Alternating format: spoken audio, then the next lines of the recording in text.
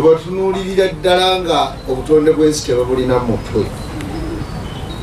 Abaana abo babadde batugamba ebigambo ebya pollution.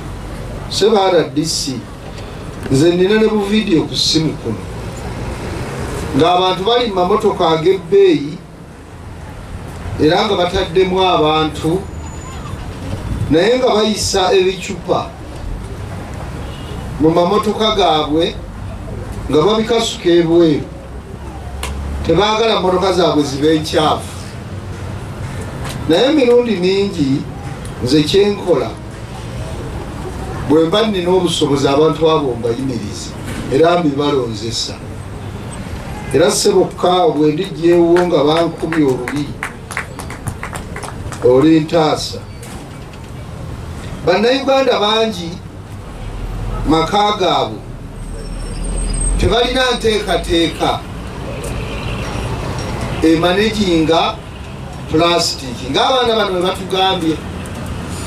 Bannayuganda bangi ffe naddala abakulembeze tetukoze mulimu gumala.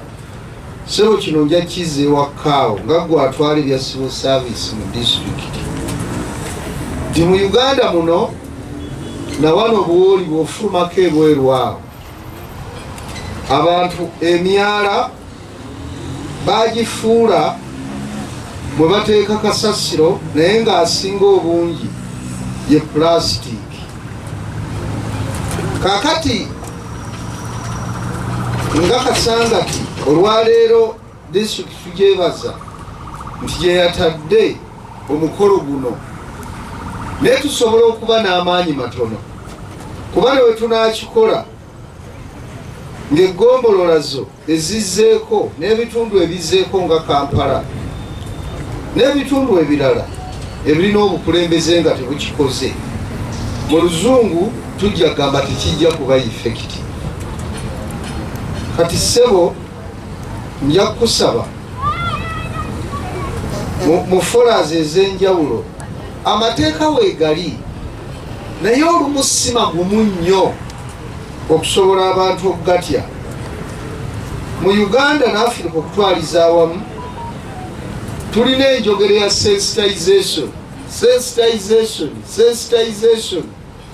naye sensitization ssebo RDC ekola nnyo ku bagunjufu.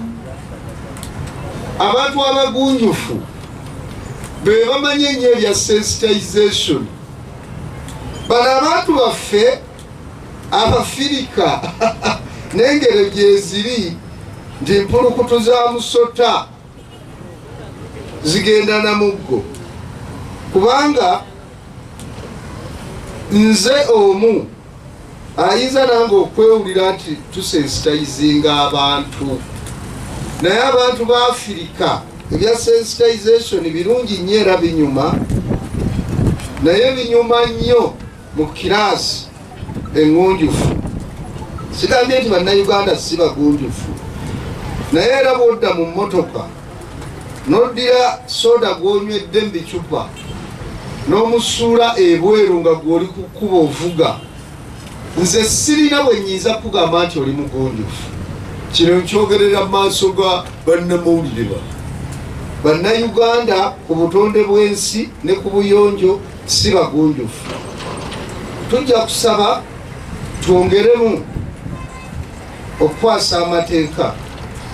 Tujja kusaba pulasitiki n'ebimwekuusaako byongere okukendeera.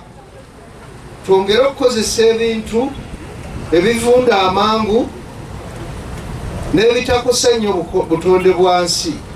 Bwe tutaakole tutyo obutonde bw'ensi bujja kugenda bukendeera, ate bwe bukendeerera naffe obulamu bwaffe buba bukendeera. Abaana abo babadde batukolera. Tulaze emulago nti kansa asinga avudde ku mmere, engeri si emmere gye tulya naye engeri gye tugiryamu. Emmere efumbibwa ku makubo okwo ate ng'efumbibwa mu pulasitiki nejjula enfuufu nejjula buli kimu era ffe ne tulya. Kale obulwadde ng'obwa kansa n'endwadde endala era ezitali za kigunjufu nga diarrhea, dysentery tezisobola ssebo omugenyi waffe omukulu buteeyongera. So ng'ebitundu obukulembeze obw'ebitundu sensitizinga abantu tubabuulira amazima vulnerable counselors, abantu tuleme balimbalimba, tubabuulire amazima. Okufumbira ku kkubo si kya bugunjufu, tekirina nkola yonna ya Bwakatonda, tekirina nkola kubanga abantu booliisa emmere obaliisa butwa, so si kya Bwakatonda ate si kya bugunjufu era si kya butonde bwansi. Bwe tunaakola ebyo eno ensi yaffe tujja gyeyagaliramu tugiwangaalemu, ate abantu bagaggawale. Puroguramu ya PDM ejja kunyuma nnyo ng'abantu batereka ssente kubanga bajja kuba mu ddwaliro bagendayo kitono, ne gavumenti ejja kuba esaasaanya ssente ntono ku kugula eddagala ne mu kujjanjaba abantu. N'ebigambo ebyo lwaki tufubye nnyo okulaba nga tulina omukolo guno. Olwaleero luno ndowooza nja kusigala mu Luganda okusinga. Today we commemorate the World Environment Day 2025. Of course tuli mu August nga national celebrations zibeerawo buli mwezi gwa mukaaga ng'ennaku z'omwezi 5. The national celebrations are always held on the 5th of June every year. Omwaka guno emikolo emikulu gyali Kabale ng'ennaku z'omwezi 25 mu mwezi ogw'omukaaga. So naffe ne tugenda nga tweyongerayo ko katono katono. Naye nga luno olunaku lwansi yonna, it's a global event for the world to commemorate, to remember that we have one mother planet Earth. So tugirabiridde tutya, ffe abakuzeemu ensi twagisanga efaanana etya, bazadde baffe bagirese efaanana etya, oba bagenzi oba bakyali oba gikozesa batya, ate bano abaana omugigi omuto bo banaagisanga efaanana etya. We always talk of sustainable management, sustainable utilization. Kozesa nga nayo manyi nti tukyalinayo abaana bano bato. Tetuva tubazaamu amaanyi okubanga babeera ku mikolo nga gino era be batuyambyeko okulongoosa olwaleero mu Kasangati Town Council bannanga abakulu tukubireko abaana mu ngalo. No. Guli nti United Against Plastic Pollution. Twekwatidde wamu nga twanganga twefubako okukendeeza obutwa mu mpewo, mu ttaka, mu mazzi nga tukozesa plastic. Oba mu Luganda plastic kyeki simanyi, ne plastica kale. United Against Plastic Pollution. Ate ng'ekyo kigenda bulungi kuba nti tufuba okutwala omulimu guno maaso. N'olwekyo tubadde tugezaako okulondalonda ku plastic era ebisaaniko tubireese ne tubako we tubissa. Town Council erina beevunaanyizibwako okuba nti batulondamu ebintu ebyo. Constitution yaffe ng'eggwanga, ebbago eritwala eggwanga lino, section eya 39 etulambika nti buli omu asaanidde okuba mu kifo in a clean and healthy environment. N'olwekyo omulamwa gw'omwaka guno gukwatiza ddala mu nkola eyo bulungi. Ate ne Parliament netukolerayo amateeka nga Environment Act, etteeka eriruŋŋamya erirambika engeri gye tukozesaamu ebyobutonde, amateeka ge tuyitamu na biki bye tuba tulinamu okukola mu kukendeeza okwonoona, mu kwongera okuddaabulula oba okuzigyamu ebyomugaso mu ebyo bye tubadde tulabika nga tetukyakozesa. Naye ng'ekisingidde ddala wano mu kifo kyaffe ye pulasitiika, or plastics as we have said. Ne batulambika engeri gye tulina to bring on board other people's stakeholder engagements, to create awareness and to teach. Naye ng'eggwanga Uganda tukyesanze mu buzibu bungiko olw'abannansi obusuulayo obwannaggamba. We have given a no concerned attitude. Mo NDP4, they are talking of change of attitude. That change of attitude needs to come even to do with the environment, cleanliness and health. Bannaffe babadde batambula wali n'abamu bankubiddeawo obugombe nga nno nanze nalonze wano ku mulyango kuba wabadde wakyafu. Naye olinga abuuza ofuniramu wa? Tulina ne bakola kasayini kano apo nti waliyo akasente ke mugenda okufunayo. Eyo ye attitude gye tulina mu ggwanga. Naye ffenna bwe tunaaba tusulayo gwa naggamba ku by'obutonde oba ne tubisuula nga tubimansa era bitukola si bulungi nnyo. N'olwekyo mu ngeri ez'enjawulo tulina okuba nga tuyiiya engeri nga town councils, tulina okuyiiya engeri gye tukolamu waste management. Etteeka lirambika bulungi. Urban councils are responsible for waste management. Town clerk, Kasangati Town Council, Wakiso District, chairman waffe Wakiso atufiiriddeyo nnyo ku by'obutonde naye ku nsonga ya kasasiro ne pollution tukyalina omulimu munene kubanga tulina bannaffe nga bano betwaniriza wano Dongiriyanga Tiani amanya agamu mazibuzibu waffe nga abantu kukyali wansi nnyo naye nga bwe tukozesa WhatsApp bwe tukozesa TikTok bwe tukozesa ebirala nze sibimanyi tuyita ebyo byonna ndowooza ekiseera tulabike nga tubikozesa okubanga tweyongera okuba mu mbeera ey'obuyonjo. Wowa gavumenti tetuuliddaawo erina byekozeeyo kuba twawulirako ku bbaga erikendeeza plastic eziri wansi wa 30 micron oba nkigambe ntya mu Luganda ani akimanyi kuba micron obuzito nga mpewufu obuveera obuwewuka ennyo empewo bwefuwa ne bugenda bwonna kuba ffenna era bwe tukozesa etteeka eryo gye liri naye kulissa mu nkola tusaba bakama baffe bekikwatako babe nga bongera okukkatiza ensonga eno tusobole okukendeeza ebyo ebisiba ettaka mu ebyo ebyandibadde bivunda. Weewaawo waliwo enkola ey'okuluŋŋamya nti mwe abakozi oba obucupa bwa Nivana oba obwa Rwenzori, it's called end producer responsibility, nti bwe mba mbikoze nina okuvunaanyizibwa okulaba nga mbijja mu environment mbijja mu nsi bibe nga bikola ekintu ekirala ekyomugaso naye nakyo tekinaba kukola bulungi. Wakiso nga district tugezezaako okusomesa abantu ku radio mu town councils tukozeeyoko obukiiko obuyinza okuba nga butuyambako okulaba ku ground biki ebyobutonde bwe bitandika. We are calling them local environment and natural resources committees. Ne tugenda maaso n'ogenda nzijukira nga vice chair twali naye nga tulaba ebifo ebimu ndowooza yabiraba bulungi mu Kasangati tubakolere map tubalage nti bane Kasangati wano weewali enkizo wano weewali emizi we mba mutandikira. Tukoze waste management strategy okukiza mu Luganda obutonde bwaffe nga tujja mu kasasiro so kuliko n'ensimbi ezeetaagisa. Bwe tukola ebiwandiiko bino tuba tusuubira nti ababa bajja nga baagala otukwatirako baba balina we batandikira. Era district erina ba staff Kasangati mulinayo aba public health, town clerk olinayo aba public health balinga bameka balina babiri basatu balina abakozi abakola ku public health babiri. N'olwekyo mu bifo byaffe ebyenjawulo baali babatuluŋŋamya batulagirira ki bwe tuyinza okuyamba okulongoosa. Ne public private partnerships tuzikiriza abantu nga bano beneekolera gyange babe nga batuyamba okulongoosa ku butonde nga bwebadde bufana naye ng'ate bakikola nga business. N'okusomesa NGOs, CBOs zonna tuba tuzaaniriza okuba nga basomesa abantu mu makanisa, mu mizikiti, mu kereziya, ku masomero yabanga enaaleka ki. Emikisa gye giri mingi gye tuyinza okukozesa okulabika nga tulongoosa ebyobutonde byaffe mu ggwanga lino. Naye nga tubaddemu n'obuno njagala mbaweeyo ku statistics ntono ze najje mu report gye njogeddeko eya waste management strategy.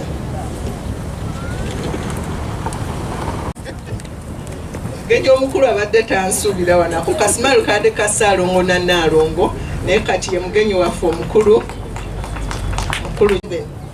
ku kasasiro yenna. Kasasiro avunda ali ebitundu 5.3.7 ku kasasiro yenna gwe tufuna. Ebitavunda ne biba nga biri kwa 26.1. Plastics enkizo era ensonga y'omwaka guno ziri 9.1% mu kasasiro atavunda. Plastics are at 9.1.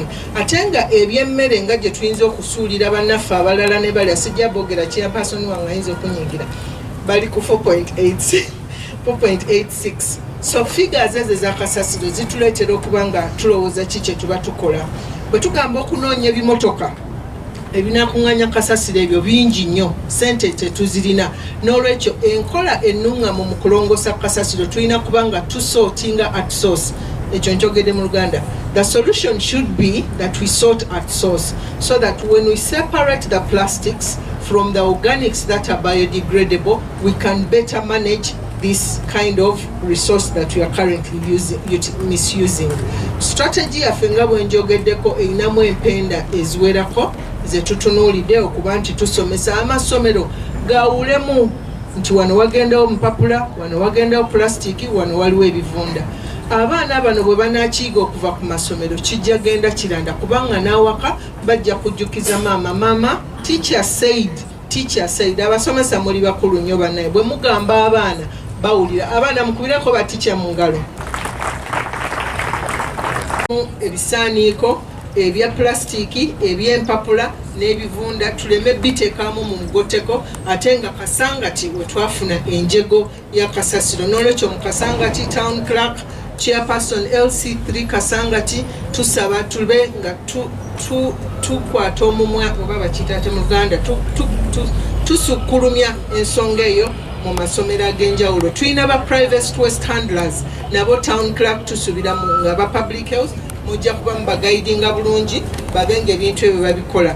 Partnerships, CBOs, aba PDM bwe tuba tulina bye tukozesa naffe tubenga tubikola bulungi nnyo, tubenga tusobola okukyusa ku bungi bwa plastics obuli mu community tubikolemu ekirala. Maliriza nga nkuba omulanga nti buli kantu akatono gwe kokola nga ssekinoomo mu makaago oba kukuba. Waliwo omwami abadde asudde wali akaveera ka popcorn kuko ne mugamu naye neyanza naye kankakulonderewo nawulira nga aswadde n'ava n'angamba nsonyiwa najja n'akajjawo akakatono kakendezezza ku bungi bw'obuveera obwandibadde bukuŋŋaanaawo.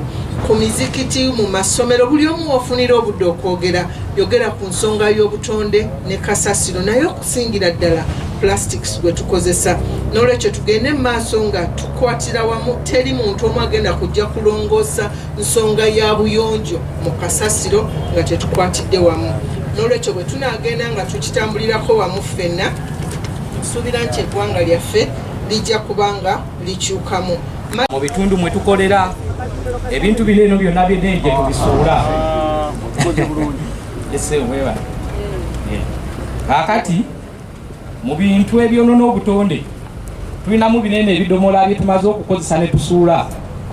Tulinamu obuveera bino bye tuguliramu ebintu ebyokulya, kusitula biki byonna ebigendera. Tulinamu bino ebya ice cream byonna byonna bigendera omwo. Tulinawo n'ebirala ebigendera mu plastic byonna bye tukozesa, kiri nti kuwa lya plastic byonna bigwa omwo.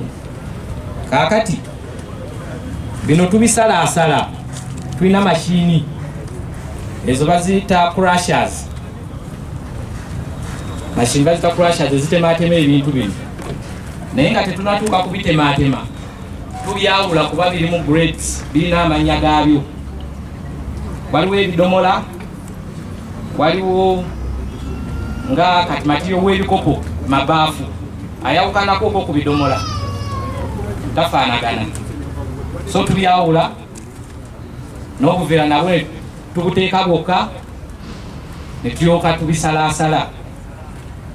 Bwe tuva mu kubisalaasala tubirongoosa, tubyoza, tulina stage eyo ey'okwoza ne kifaananako bwe kiti nga tekikyafaanana kiti nga bwe kiri. Waliwo ebiddugala ennyo okusingako wano nga n'okuwunya kiwunya. Ebyo byonna byonna tubifuula ekintu ekirungi okufaananako kino. Era n'osanga omuntu omulala alongoosa amannyo ng'akakuta akalongoosa naye nga tosobola kutegeera nti kyabadde bwe kiti. Kaakati bwe tuva ku stage y'okulongoosa tulina mashini ericyclinga. Tulicyclinga kwe kusaanuusa. Tusaanuusa nga tumaze okwoza ne tuzza mu foomu eno, foomu eno ya materiyono. Buno bwe granules oba materiyono plastic. Ono abatamumanyi bw'abeeramu eno foomu si kyangu kitegeera nti abadde